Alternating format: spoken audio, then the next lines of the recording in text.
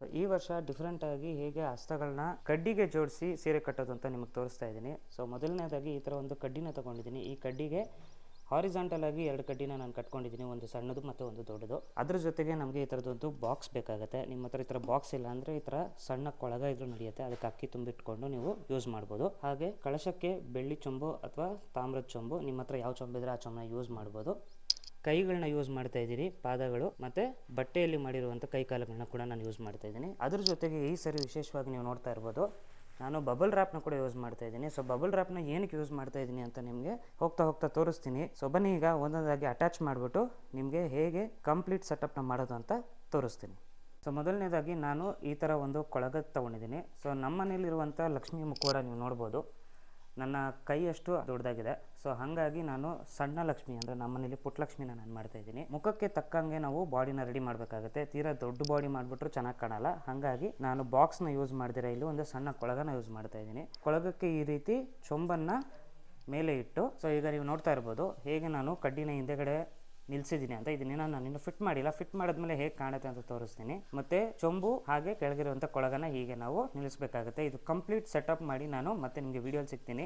ಅದಾದ್ಮೇಲೆ ನಿಮ್ಗೆ ತೋರಿಸ್ತೀನಿ ಹೇಗೆ ನಾನು ಇದನ್ನು ಅಟ್ಯಾಚ್ ಮಾಡಿದ್ದೀನಿ ಅಂತ. ಸೊ ಅಲ್ಲಿವರೆಗೂ ನೀವ್ಯಾಕೆ ಟೈಮ್ ವೇಸ್ಟ್ ಮಾಡ್ತೀರಾ, ಹೋಗಿ ನಾನು ಇಂಟ್ರೋ ನೋಡ್ಕೊಂಡು ಬನ್ನಿ, ಆಮೇಲೆ ಶುರು ಮಾಡೋಣ.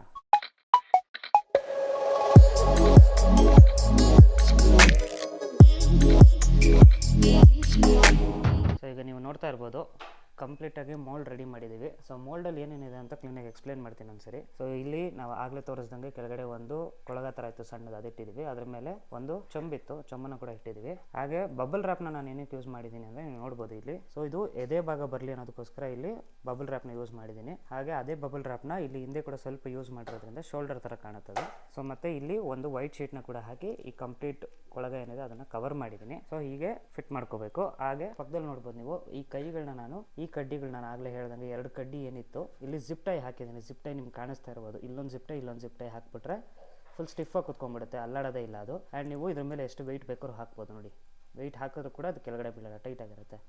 ಸಿಮಿಲರ್ಲಿ ಈ ಕಡೆ ಕೂಡ ಅದೇ ಥರ ಜಿಪ್ ಟೈ ಹಾಕ್ಬಿಟ್ಟು 2 ಕಡೆ ಹಾಕ್ಬಿಟ್ಟು ನೀವು ಬೇಕಾದರೆ ಇದ್ರ ಮೇಲಿಂದ ನೀವು ಸೆರಗನ್ನ ಕೂಡ ಕೆಳಗಡೆ ಬಿಟ್ಕೋಬೋದು. ಸೊ ಬನ್ನಿ ಈಗ ಕಂಪ್ಲೀಟಾಗಿ ಸ್ಯಾರಿ ಡ್ರೇಪಿಂಗ್ ಹೇಗೆ ಮಾಡೋದು ಅನ್ನೋದನ್ನು ಕೂಡ ನಿಮಗೆ ತೋರಿಸ್ತೀನಿ. ಸೊ ಮೊದಲನೇದಾಗಿ ನಾವೇನು ಮಾಡಬೇಕು ಅಂದರೆ ಈ ಬ್ಲೌಸ್ನ ಕ್ಲೀನಾಗಿ ಕೈಗೆ ಸುತ್ಕೋಬೇಕಾಗತ್ತೆ.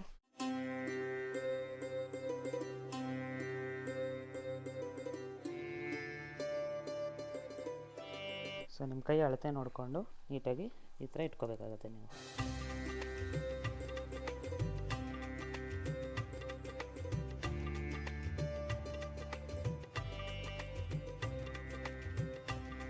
ಸೊ ಈ ರೀತಿ ನೀವು ಬ್ಲೌಸ್ನ ಫಸ್ಟು ಕೂರಿಸ್ಕೋಬೇಕಾಗತ್ತೆ. ಅದಾದಮೇಲೆ ನೀವು ಕಂಪ್ಲೀಟಾಗಿ ಸೀರೆನ ಓಡಿಸ್ಬೇಕು. ಅದಕ್ಕೆ ನೆರಿಗೆ ಇಟ್ಕೊಬೇಡ ಫಸ್ಟು, ಆಮೇಲೆ ನೆರಿಗೆ ಇಟ್ಟಿದ್ದಾದಮೇಲೆ ಸೊಂಟದ ಭಾಗಕ್ಕೆ ಇಲ್ಲಿ ಸೀರೆನ ಕಟ್ಟಬೇಕಾಗುತ್ತೆ. ಸೊ ಬನ್ನಿ ನೆರಿಗೆ ಇಟ್ಕೊಂಡ್ಬಂದ್ಬಿಡೋಣ. ಸೊ ನೋಡಿ, ಈ ರೀತಿ ನೀವು ಕಂಪ್ಲೀಟಾಗಿ ನೆರಿಗೆಗಳನ್ನ ಇಟ್ಕೊಂಡು ಮೇಲೆ ಒಂದು, ಮಧ್ಯದಲ್ಲೊಂದು ಮತ್ತು ಕೊನೆಯಲ್ಲಿ ಒಂದು ಕ್ಲಿಪ್ನ ಹಾಕ್ಕೋಬೇಕು. ಹಾಕ್ಕೊಂಡು ನಿಮ್ಮ ಸೈಜ್ ಲೆವೆಲ್ ನೋಡಿಕೊಂಡು ಎಷ್ಟು ಬೇಕೋ ಅಷ್ಟು ಆಮೇಲೆ ಸೀರೆ ಉಡಿಸ್ಬೇಕು. ಸೊ ಬನ್ನಿ ತೋರಿಸ್ತೀನಿ ಹೇಗೆ ಸೀರೆ ಉಡಿಸೋದು ಅಂತ. ಸೊ ಈಗ ನನಗೆ ಎಕ್ಸಾಕ್ಟಾಗಿ ಈ ಲೆವೆಲ್ ಆದರೆ ಸಾಕು. ಸೊ ಈ ಲೆವೆಲ್ಗೆ ನಾನು ಇದನ್ನು ಫೋಲ್ಡ್ ಮಾಡಿಬಿಡ್ತೀನಿ. ಸೊ ನೀವು ಹಾಫ್ ಫೋಲ್ಡ್ ಮಾಡಿ ಡಬಲ್ ಲೇಯರ್ ಬೇಕಾದ್ರೂ ಮಾಡ್ಬೋದು ಈ ಥರ.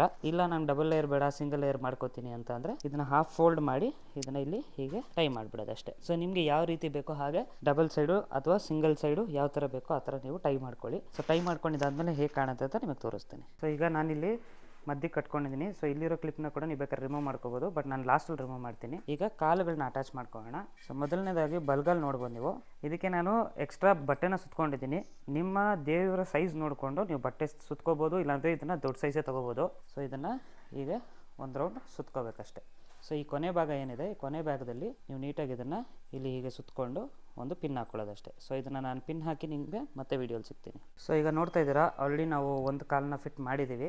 ಸೊ ಈ ಥರ ನೀವು ಒಂದು ಕಾಲನ್ನ ಈ ಕೊನೆ ಭಾಗದಲ್ಲಿ ತೊಗೊಂಡು ಇಲ್ಲಿ ಫಿಟ್ ಮಾಡ್ಕೋಬೇಕಾಗತ್ತೆ.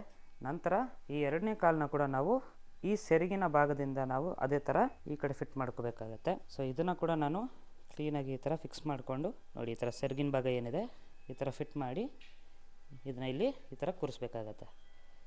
ಸೊ ಇದನ್ನ ಕಂಪ್ಲೀಟಾಗಿ ನೀಟಾಗಿ ಇದನ್ನು ಫಿಕ್ಸ್ ಮಾಡಿ ಮತ್ತೆ ನಿಮಗೆ ನಾನು ವಿಡಿಯೋಲಿ ಸಿಗ್ತೀನಿ. ಸೊ ನೋಡ್ಬೋದು ಈಗ ಎಷ್ಟು ಪರ್ಫೆಕ್ಟಾಗಿ 2 ಕಾಲುಗಳನ್ನ ಫಿಟ್ ಮಾಡಿದ್ದೀವಿ ಈ ಥರ. ಸೊ ಕ್ಲೀನಾಗಿ ಈ ಥರ ಫಿಕ್ಸ್ ಮಾಡಿದಾದಮೇಲೆ ನೆರಿಗೆಗಳನ್ನ ಕೂಡ ನೀವು ಇಮಿಡಿಯೇಟಾಗಿ ಹಂಗೆ ಸೆಟ್ ಮಾಡ್ಕೊಂಬಿಡಿ. ಸೊ ದಟ್ ನೀವು ಸೆರ್ಗೆ ಹಾಕಬೇಕಾದ್ರೆ ಕೂಡ ಅದು ಕರೆಕ್ಟಾಗಿ ಹಂಗೆ ಕೂತಿರುತ್ತೆ. ಸೊ ನಿಮಗೆ ಕ್ಲಿಯರಾಗಿ ಕಾಣಿಸ್ತಿದೆ ಅನಿಸುತ್ತೆ.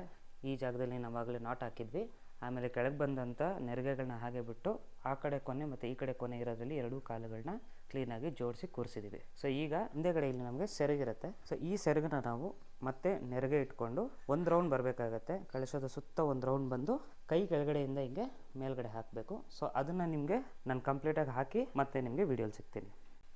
ಸೊ ಸ್ನೇಹಿತರೆ ನೋಡ್ಬೋದು, ಫೈನಲ್ ಆಗಿ ಔಟ್ಕಮ್ ಈ ಥರ ಬಂದಿದೆ. ಸೊ ಸೆರಗನ್ನ ಮೇಲೆ ಹಾಕಿದ್ಮೇಲೆ this is the final outcome. So ಹೇಗೆ ಅನ್ನಿಸ್ತು ಅಂತ ಕೆಳಗಡೆ ಕಮೆಂಟ್ ಸೆಕ್ಷನಲ್ಲಿ ತಿಳಿಸಿ. ಸೊ ಲಾಸ್ಟ್ ಟೈಮ್ ನಾನು ಮಾಡಿದ್ದ ಸ್ಯಾರಿ ಡ್ರೇಪಿಂಗ್ ವೀಡಿಯೋಗಿಂತ ಈ ಸರಿ ಸ್ವಲ್ಪ ಡಿಫ್ರೆಂಟ್ ಆಗಿದೆ. ಸೊ ನೋಡ್ತಾ ಇರ್ಬೋದು, ನಾನು ಆಗಲೇ ಉಳಿದಿದ್ದಂಥ ಸೆರಗನ್ನ ಒಂದು ರೌಂಡ್ ತೊಗೊಬಂದು ಹೀಗೆ ಮೇಲೆ ಹಾಕಿದ್ದೀನಿ.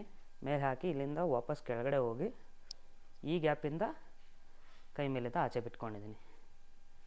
ಸೊ ನೀವು ನೆರಿಗೆ ಇಡಬೇಕಾದ್ರೇ ಒಂಚೂರು ಎಕ್ಸ್ಟ್ರಾ ಸೆರಗನ್ನ ಜಾಸ್ತಿನೇ ಬಿಟ್ಕೊಂಡ್ರೆ ಈ ರೀತಿ ನೀವು ಕೈ ಮೇಲಿಂದ ಹಿಂಗೆ ಬಿಟ್ಕೋಬೋದು. ಅಕಸ್ಮಾತ್ ಅದು ಕಮ್ಮಿ ಆಯಿತು ಅಂದರೆ ನಿಮ್ದೇನಾದರೂ ಬ್ಲೌಸ್ ಪೀಸ್ ಹೆಚ್ಚು ಉಳಿದಿದ್ರೆ ಅದನ್ನು ಕೂಡ ನಿಮ್ಮ ಮೇಲೆ ಬಿಟ್ಕೋಬೋದು. ಸೊ ಹೇಗಿದೆ ಈ ಸರಿಯ ಸ್ಯಾರಿ ಡ್ರೇಪಿಂಗ್ ಕಂಪ್ಲೀಟ್ ವಿಡಿಯೋ ನೋಡಿದ್ದೀರಾ ಅಂತ ಅಂದ್ಕೊತೀನಿ. ಸೊ ನಿಮಗೆ ಇಷ್ಟ ಆಗಿದೆ ಅಂದ್ಕೊತೀನಿ. ಇಷ್ಟ ಆಗಿದ್ದರೆ ಕಮೆಂಟ್ ಸೆಕ್ಷನಲ್ಲಿ ತಿಳಿಸಿ ಹೇಗೆ ಅನ್ನಿಸ್ತು ಅಂತ. ಹಾಗೆ ಇದಾಗಿತ್ತು ಇವತ್ತಿನ ಸ್ಯಾರಿ ಡ್ರೇಪಿಂಗ್ ವಿಡಿಯೋ. ಈ ವಿಡಿಯೋ ನಿಮ್ಗೆ ಏನಾದರೂ ಇಷ್ಟ ಆಗಿದೆ, ಗೊತ್ತೇ ಇದೆ ನಿಮ್ಗೆ ಏನು ಮಾಡಬೇಕು ಅಂತ, ಲೈಕು ಶೇರು ಕಮೆಂಟ್ ಮಾಡಿ. ಹಾಗೆ ಮಿಸ್ ಮಾಡಿದೆ ಸಬ್ಸ್ಕ್ರೈಬ್ನ ಒತ್ತಿ ಅಂತ ಹೇಳ್ತಾ ಇವತ್ತಿನ ವಿಡಿಯೋ ನಾನು ಇಲ್ಲೇ ಮುಗಿಸ್ತಾ ಇದ್ದೀನಿ. Signing off Karthik. ಬಾಯ್.